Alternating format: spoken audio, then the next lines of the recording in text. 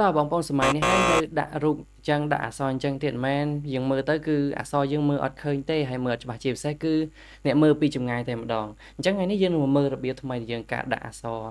ដែលមើលទៅស្អាតហើយមើលទៅវាមាន style របស់វាអញ្ចឹងដើម្បីកុំឲ្យខាតពេលយូរយើងនឹងមកមើលរបៀបដាក់ទាំងអស់គ្នាថាតើយើងនឹងដាក់ទម្រង់ style បែបនេះដោយរបៀបណាបាទអញ្ចឹងដំបូងគឺយើងចូលមក slide របស់យើងមកហើយយើងបង្កើត slide ថ្មីមួយយើងចូល home ហើយបន្តមកទៀត new slide ហើយយើងយក blank slide អញ្ចឹងកន្លែងនេះគឺយើងអត់ត្រូវការអីទេអញ្ចឹងការ blank slide តែមកទៀតគឺយើងចូលទៅកាន់ pitch insert ហើយ picture ដោយសារតែខ្ញុំមានរូបភាព select ហើយហើយអញ្ចឹងខ្ញុំយកមកតែម្ដងបដ ாய் មកហើយដោយសារតែរូបភាពខ្ញុំគឺវាផ្ដេកហើយក៏វាពេញ style វាពេញกระดาษហើយស្រាប់អញ្ចឹងបើសិនជារូបភាពរបស់បងប្អូនអត់ពេញទេយើងអាចទាញវាពេញតិចមកហើយដើម្បីឲ្យវាមើលទៅឃើញពេញសាច់ស្អាតអញ្ចឹងបន្តមកទៀតគឺយើងចូលទៅកាន់បន្តមកទៀតគឺយើងចូលទៅកាន់ insert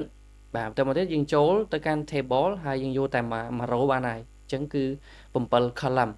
អញ្ចឹងគឺកន្លែងនេះប៉ុន្តែយើងត្រូវការ9 column អញ្ចឹងគឺយើងចុចលើ table យើងមួយមកហើយតើមកយើងចូលទៅក្នុង layout ហើយយើង insert column to right អញ្ចឹងយើងបន្ថែម2ទៀតមកដើម្បីឲ្យយើងបានគ្រប់ចំនួនអ្វីដែលយើងត្រូវការអញ្ចឹងយើងលើកវាមកឲ្យ up ខាងស្ដាំបងប្អូនចង់ទៅស្ដាំក៏បានឆ្វេងក៏បានហើយតើមកយើងទាញវាចុះក្រោមមកឲ្យវាពេញមកกระดาษយើងតែម្ដងហើយយើងអត់ត្រូវការបន្ទាត់ឈ្មោះពណ៌សហ្នឹងទេអញ្ចឹងគឺយើងកន្លែងនេះគឺយើងចុចលើ table មួយមកហើយបន្តមកទៀតគឺយើងចូលទៅកាន់ table design បាទអញ្ចឹងចូលទៅកាន់ table design មកហើយកន្លែង border នេះគឺយើងយកពាក្យថា no border ដោយសារកន្លែងនេះគឺយើងអត់ត្រូវការបង្ហាញបន្ទាត់ទេហើយបន្តមកទៀតគឺយើងត្រូវចាក់ពណ៌វាទៅជាពណ៌ខ្មៅបងប្អូនចង់បានពណ៌អីក៏បានដែរប៉ុន្តែកន្លែងនេះគឺខ្ញុំស្រឡាញ់ពណ៌ខ្មៅអញ្ចឹងនៅក្នុង column ទី1យើងដាក់ cursor យើងឲ្យចំ column ទី1នៅខាងស្ដាំបំផុតតែបើសិនជាបងប្អូនដាក់វាទៅខាងឆ្វេងគឺនៅខាងឆ្វេងបំផុតអញ្ចឹងកន្លែងនេះគឺយើងមកស្ដាំមួយមកបាទអញ្ចឹងមកស្ដាំមួយយើងយកពាក្យថា format shape ទៅពី format shape ហើយកន្លែង transparency នេះបងប្អូនអញ្ចឹងគឺ column ដំបូងរបស់យើងគឺយើងយកតែ10%បានហើយបាទអញ្ចឹងវាបង្ហាញរូបបន្តិចហើយបន្តមកទៀត column ទី2គឺយើងយក20%បាទអញ្ចឹង column ទី3គឺ30%បាទ column ទី4គឺ40%បាទ column ទី5គឺ50% column ទី6គឺ60%ហើយ column ទី7គឺ70%អញ្ចឹងបងប្អូនវាយតាមនឹងមកបាទហើយ column ទី8គឺ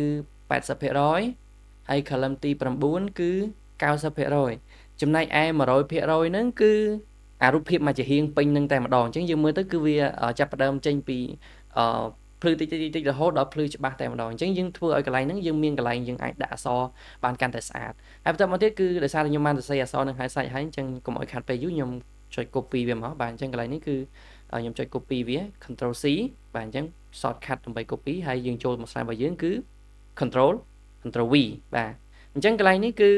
ដោយសារអក្សរវាផ្ដុំគ្នាឆ្ងាយបន្តិចប៉ុន្តែខ្ញុំចង់ឲ្យវារាងវែងអញ្ចឹងខ្ញុំទាញពលាតតតឹងរបស់វាវែងតិចមកដើម្បីឲ្យវាមើលទៅស្អាតហើយបន្តមកទៀតចំណុចសំខាន់នៃការធ្វើ slide គឺ title បងប្អូនគឺចំណងជើងដាក់ឲ្យធំឲ្យច្បាស់ដើម្បីបង្ហាញឲ្យគេដឹងថាតើយើងចង់ធ្វើអ្វីបាទចង់បង្ហាញពីអីហើយបន្តមកទៀតគឺអត្ថន័យបន្តិចពី3បន្តិចហ្នឹងគឺយើងដាក់មកល្មមមើលច្បាស់បានហើយកុំឲ្យធំពេកក៏បានមកល្មមមើលច្បាស់ទៅហើយប៉ុណ្ណឹងគឺស្អាតហើយបងប្អូនហើយបើសិនជាករណីដែលបងប្អូនចង់ដាក់ animation បងប្អូនអាចលេងបានតែ animation តាមអ្វីដែលយើងស្រឡាញ់បានអញ្ចឹងកន្លែងនេះគឺខ្ញុំបង្ហាញតែប៉ុណ្ណឹងសង្ឃឹមថាបងប្អូនអាចធ្វើបានហើយបើសិនជាមានចម្ងល់ comment នៅខាងក្រោមហើយខ្ញុំនឹងព្យាយាមឆ្លើយហើយបើសិនជាមានអ្វីចង់ឲ្យខ្ញុំបង្ហាញទៀតខ្ញុំរីករាយក្នុងការដែលធ្វើបង្ហាញទៅកាន់បងប្អូនទាំងអស់គ្នាអញ្ចឹងមេរៀន PowerPoint របស់យើងមានប៉ុណ្ណឹងហើយខ្ញុំនឹងជួបគ្នានៅវីដេអូក្រោយទៀតអរគុណ